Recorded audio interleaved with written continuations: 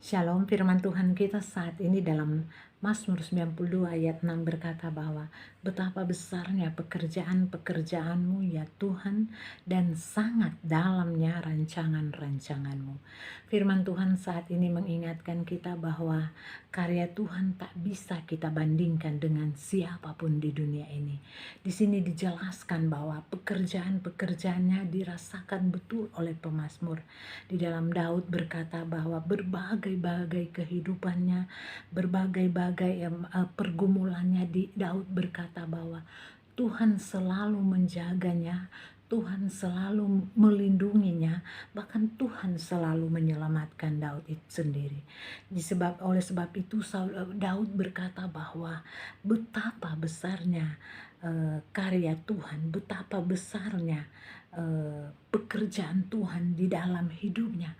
Dan di situ dijelaskan bahwa Daud berkata bahwa betapa besarnya rancangan Tuhan bagi diri Daud. Saudaraku, kalau kita melihat juga dalam pembacaan kita pada hari ini, di situ dijelaskan juga ada pengakuan yang disampaikan oleh Paulus kepada jemaat-jemaat di Efesus.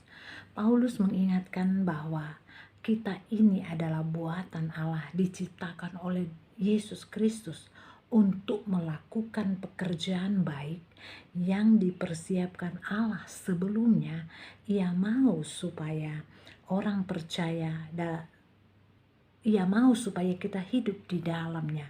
Efesus 2 ayatnya yang ke-10. Jadi setiap orang percaya dipanggil untuk melakukan sebuah pekerjaan yang telah dipersiapkan oleh Tuhan. Jadi saudaraku, pekerjaan ini berbicara tentang pelayanan yang harus kita kerjakan, baik itu dari Tuhan dan juga terhadap sesama. Oleh sebab itu di dalam Paulus berkomitmen bahwa di dalam Filipi 1 ayat 21 sampai 22 dikatakan bahwa bagiku adalah Kristus dan mati adalah keuntungan. Tetapi jika aku harus hidup di dunia ini, itu berarti bagiku akan bekerja memberi upah.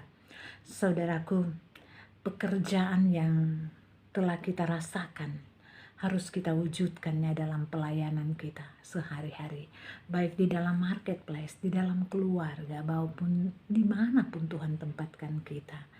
Pelayanan kepada Tuhan berarti percaya kepadanya dan taat melakukan semua kebenaran akan firman Tuhan.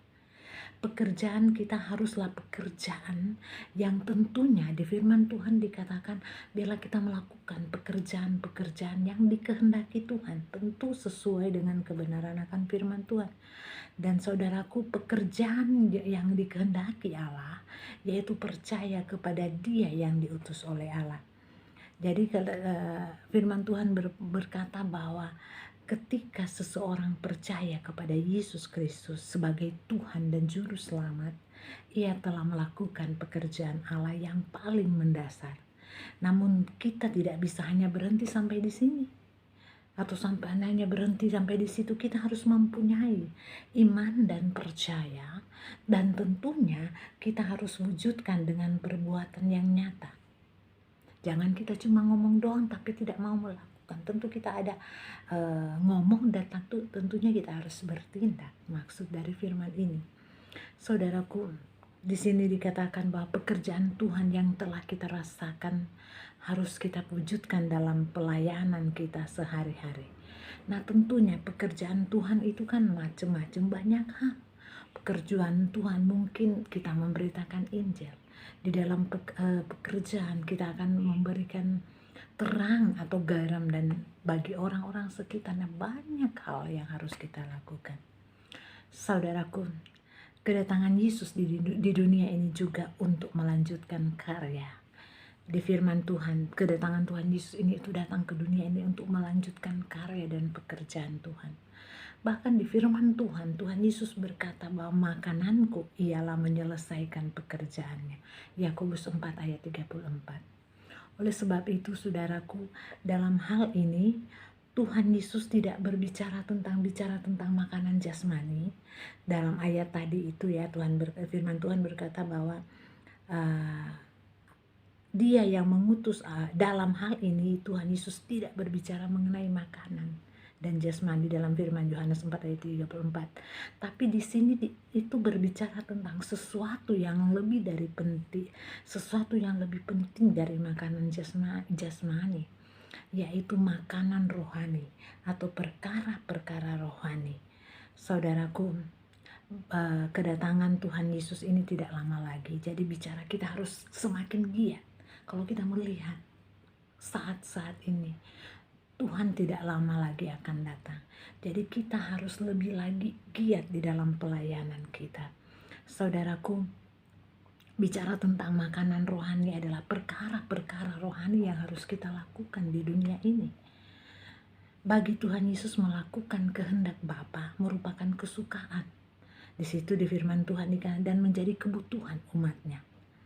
Bahkan ia taat sampai mati di kayu salib. Kita bisa melihat pekerjaan Tuhan Yesus bagaimana selama di dunia dia selalu setia, dia selalu mengikuti kehendak Allah. Apa yang Tuhan ingatkan dia selalu lakukan. Saudaraku, dewasa ini banyak orang Kristen kalau kita lihat yang lebih memprioritaskan urusan jasmaninya dari perkara-perkara rohani. Bukan berarti kita nggak boleh melakukan hal-hal yang di luar rohani, boleh. Tapi dalam hal ini kita harus lebih mementingkan perkara-perkara rohani. Jangan kita menjadi berkat, jangankan menjadi berkat bagi sesama. Terkadang kita tidak lagi menjadi berkat bagi sesama. Kita hanya dengan keangkuhan kita, dengan keegoisan kita, tidak lagi melihat akan kehendak Bapa, di mana kita akan harus menjadi terang di dalam dunia ini. Jadi untuk hidup taat saja susahnya bikin taat. Bicara taat itu banyak hal. Bicara taat dalam pekerjaan, dalam pelayanan, dalam rumah tangga.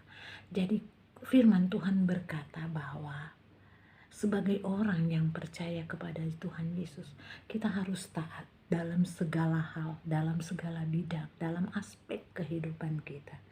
Memang itu tidak mudah, tapi secara kalau kita memegang akan prinsip Alkitabiah, pasti saya percaya kita bisa melakukannya sesuai dengan kehendak firman Tuhan. Nah, saudaraku, di sini kita bisa melihat firman Tuhan bahwa saat-saat ini orang-orang yang percaya Yesus lebih sering mengikuti akan kedagingan daripada tunduk kepada Tuhan. Ya, saya percaya di sini tidak ada, tapi banyak yang kita bisa lihat di luar bahwa orang Kristen tidak lagi melakukan hal yang benar di mata Tuhan, tapi mereka tergiur dengan keinginan-keinginan kedagingan. Oleh sebab itu, saudaraku, di sini dikatakan bahwa karena itu jika kita merasakan betapa besarnya pekerjaan Tuhan dalam hidup kita, maka kita pun harus melakukan pekerjaan yang lebih baik kepada semua orang selama kita masih hidup di dunia ini.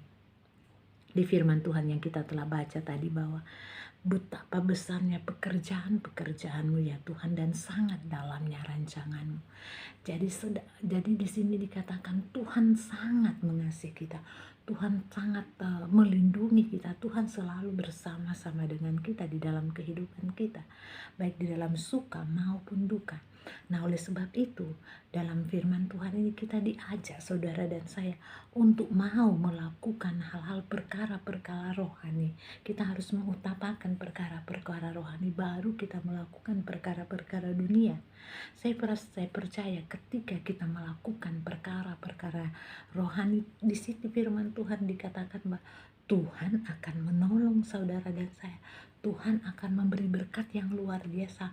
Tuhan akan memberikan mujizat yang luar biasa di dalam kehidupan kita. Namun terkadang saudaraku, saat-saat ini orang lebih cenderung di dalam kehidupan dunia yang dikatakan di firman Tuhan saat ini. Tapi selaku orang percaya, lewat firman Tuhan kita pada saat ini, karena Tuhan banyak hal yang Tuhan akan lakukan di dalam kehidupan kita, asalkan kita memegang prinsip Tuhan, kebenaran akan firman Tuhan. Oleh sebab itu malam hari ini saya mengajak saudara dan saya untuk lebih lagi melakukan perkara-perkara rohani di saat-saat ini. Mari kita sama-sama menjalankan apa kehendak Bapa. Kita menjadi orang-orang yang benar-benar setia, orang-orang yang taat melakukan kebenaran akan firman Tuhan. Karena ketika kita melakukan akan kehendak Tuhan, maka ada banyak hal yang Tuhan akan lakukan di dalam kehidupan kita. Mungkin saat ini saudara dalam keadaan sakit, ketika kita berfokus melakukan kebenaran firman Tuhan, akan terjadi mujizat kesembuhan. Mungkin dalam hal ini saudara tidak mempunyai pekerjaan, ketika kita berfokus kepada Tuhan, ketika kita masuk dalam kehendak Tuhan, melakukan kebenaran firman Tuhan, Tuhan akan menolong kita.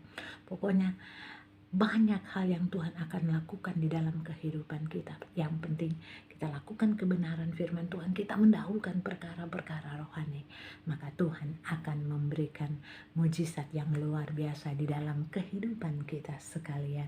Tuhan akan memberikan mujizat yang secara supranatural di saat-saat ini bagi saudara dan saya.